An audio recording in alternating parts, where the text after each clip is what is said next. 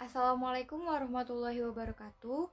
Kami dari Fakultas Ilmu Komunikasi dan Dakwah, jurusan Pengembangan Masyarakat Islam, semester 1. Saya Syifa Sayhafizah dan teman saya Muhammad Hilmi Zain. Di sini kami akan menjelaskan tentang komunikasi intrapersonal dan komunikasi interpersonal. Komunikasi intrapersonal, komunikasi yang terjadi dengan diri sendiri baik berupa dialog internal atau dapat terjadi saat kita bersama dengan orang lain. Komunikasi intrapersonal tanpa sadar seringkali kita lakukan, di mana sering terjadi ketika kita sedang melamunkan atau membayangkan sesuatu, mempersepsikan suatu hal, dan memecahkan masalah atau apapun yang sedang kita pikirkan. Definisi komunikasi intrapersonal menurut para ahli diantaranya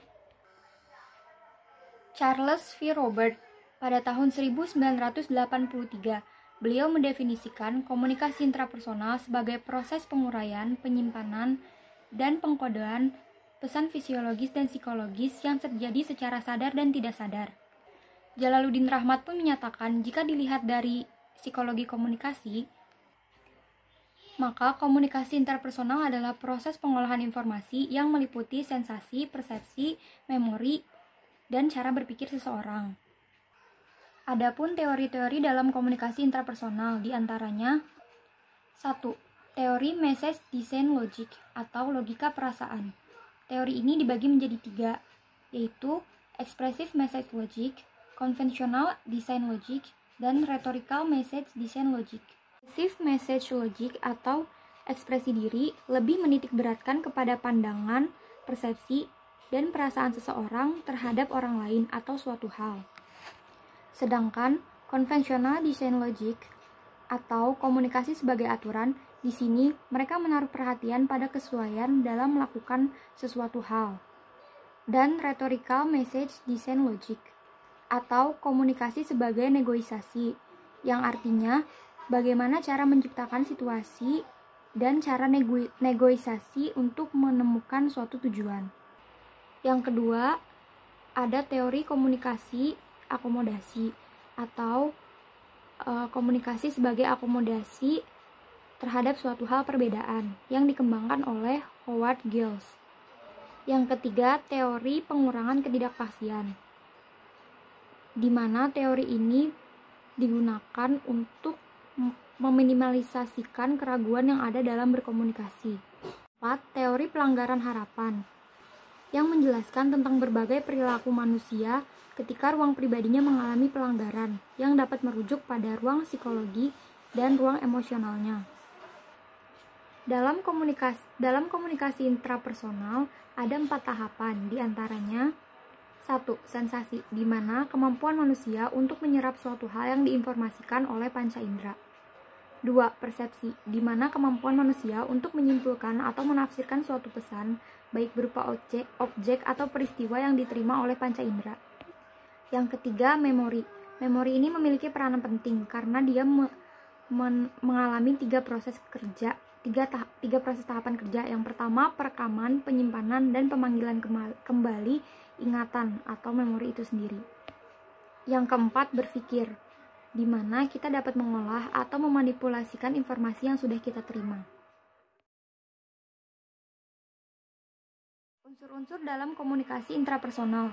Yang pertama, penguraian atau decoding, di mana kita dapat menguraikan pesan atau informasi yang sudah diterima oleh otak dan diuraikan menjadi masuk akal. Yang kedua, integrasi, yaitu menghubungkan informasi dan membuat perbandingan, serta menganalogikan dan mempersepsikan atau menggambarkan suatu informasi yang nantinya akan membuat suatu keputusan atau pemikiran.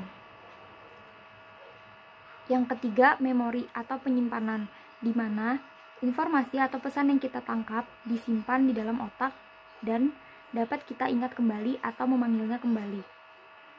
Yang ketiga, persepsi, yaitu struktur berpikir atau cara mengorganisasikan informasi yang telah kita dapat.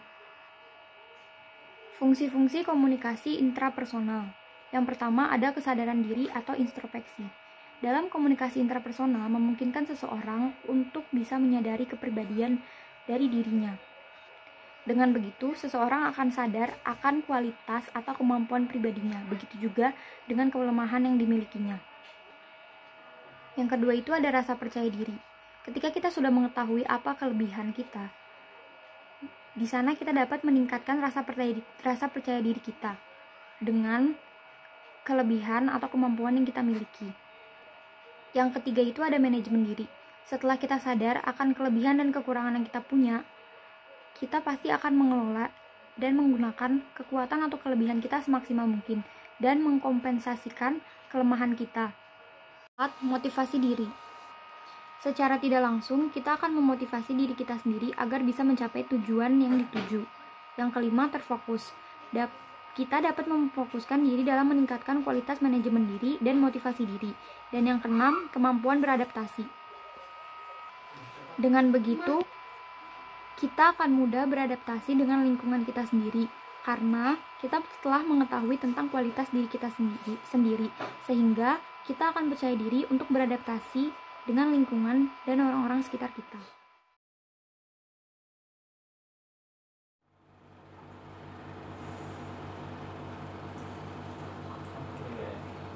Selanjutnya, saya Muhammad Hilmi Zain akan menjelaskan tentang poin kedua, yaitu komunikasi antar pribadi. Manusia sebagai makhluk individu diberi fitrah oleh Allah Subhanahu wa Ta'ala, yaitu akal yang sempurna. Nah, dari akal yang sempurna itu manusia pasti mempunyai pikiran, pasti manusia mempunyai perasaan, dan juga manusia mempunyai tanggung jawab. Nah, dari situ pasti manusia berpikir, dari situ pasti manusia merasa dirinya tidak bisa melakukan sesuatu sendiri. Nah, dari situ manusia itu bisa disebut sebagai makhluk sosial. Sosial dari katanya saja sudah jelas, yaitu dia tidak bisa sendiri, dia pasti butuh interaksi. Nah, interaksi itu terjadi antara satu individu dengan individu lainnya. Dari interaksi tersebut antara individu satu dengan individu lainnya disebut komunikasi antar pribadi. Komunikasi antar pribadi itu punya peran penting, yaitu menyampaikan informasi dan juga perasaan. Nah, informasi dan perasaan itu akan tersampaikan apabila terjadi timbal balik saat interaksi individu satu dengan individu lainnya. Kalau menurut Joseph A. De Vito dalam bukunya The Interpersonal Communication Book, De Vito 1989 halaman 4, komunikasi antar pribadi itu pengiriman dan penerimaan pesan antara dua individu atau antar individu dalam kelompok dengan beberapa efek dan umpan balik. Sedangkan menurut Dean Barnulas dalam bukunya Liliweri 1991 halaman 12, komunikasi antar pribadi dihubungkan dengan pertemuan dua individu atau lebih yang spontan dan tidak berstruktur. Untuk selanjutnya, komunikasi antar pribadi ini tentu mempunyai kelebihan dan kekurangannya dibandingkan komunikasi lainnya. Di sini saya dan teman saya mengambil dua aspek, yaitu yang pertama melalui tatap muka langsung dan yang kedua melalui media. Melalui tatap muka langsung, komunikasi antar pribadi mempunyai kelebihan. Yang pertama, langsung menerima feedback dari lawan bicara. Yang kedua, pesan lebih mudah disampaikan dengan jelas. Dan yang ketiga, dalam membujuk lawan itu tentu akan lebih mudah. Dalam membujuk lawan itu tentu akan lebih mudah untuk melakukan persuasif dengan lawan bicara. Dari komunikasi antar pribadi secara tatap muka ini, kekurangannya bisa dibilang cukup banyak, yaitu ada 5. Yang pertama, komunikasi antar pribadi tatap muka itu harus dengan jarak yang dekat. Terus yang kedua, dia butuh waktu, dia butuh mengorbankan waktu karena butuh proses bertemu. Yang ketiga, jangkauan yang terbatas, di mana suara manusia tentu juga punya jangkauan masing-masing, dan tidak mungkin juga apabila dalam berdiskusi, apabila dalam berdialog berteriak-teriak, karena mungkin akan mengurangi nilai adab di dalam dialog tersebut. Lalu yang keempat, tidak dapat diulang. Berbeda dengan media, kita dapat mengulang-ulangnya, kita dapat merecord, tapi kalau tatap muka langsung kita hanya bicara secara langsung, tidak dapat diubah, kecuali mungkin ada sedikit ralat-ralat dari penyampaian materi tersebut. Yang kelima, bersifat transaksional.